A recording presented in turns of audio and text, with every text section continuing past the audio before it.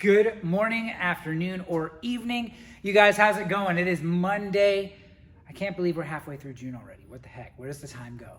And the fact that we are this week doing classes, today is the first day that we're having regular weekday classes. I say regular, but it's outdoor only, and it's all kind of weather dependent. So while I'm excited to start to see people, I understand if, because of the weather and everything like that, you don't want to come in, that's okay. But that's one of the reasons why we're continuing to do these at-home workouts and all that sort of stuff. So what we are diving into today, let's talk about it a little bit. Our workout today is going to be with a running clock. You're going to start off with 3 rounds of 50 double unders and 15 dumbbell thrusters. The prescribed weight on those dumbbell thrusters, 50 pounds for guys, 35 pounds for gals. You will then rest for 3 minutes. When that 3-minute rest is over, you go right into 3 rounds per time of 50 double unders and 15 dumbbell deadlifts. And the intention behind this, both of these should be go hard and fast.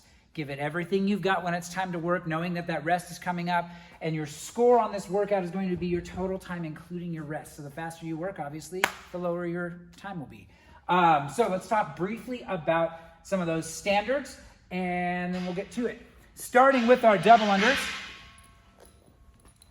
Again, I've talked about this a lot. When you're doing double unders, focus on tall chest, jump, rebound off your toes. Try not to pike or donkey kick.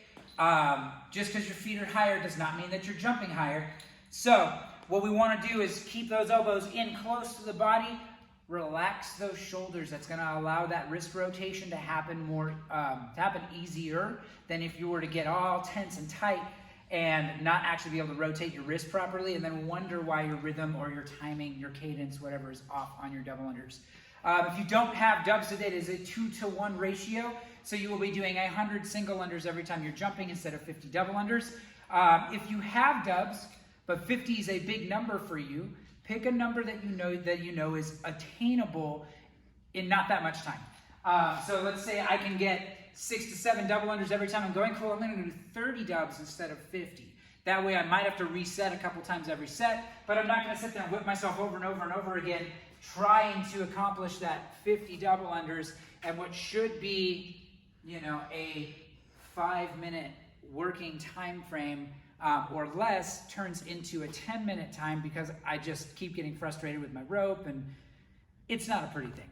Don't do that. Challenge yourself, and yes, if I have some dubs and I don't feel confident with my set of 50, doing double unders in a workout will get you better at double unders. Doing single unders in a workout will never get you better at double unders. So it's always that balance of making the decision as an athlete when I should and when I shouldn't relative to whatever the intended stimulus. And if the stimulus is go hard and fast, choose to scale to whatever is going to allow you to go hard and fast. So again, elbows in, shoulders are down and back and relaxed. I'm staying nice and tall and focusing on that rotation coming from my wrists instead of getting all tensed out and wondering why all of a sudden my arms start traveling out and I'm tripping up. So 50 dubs into dumbbell thrusters. So I've got 2 dumbbells. You can squat clean the first bit and then straight into your thruster. You don't have to stand all the way up with it.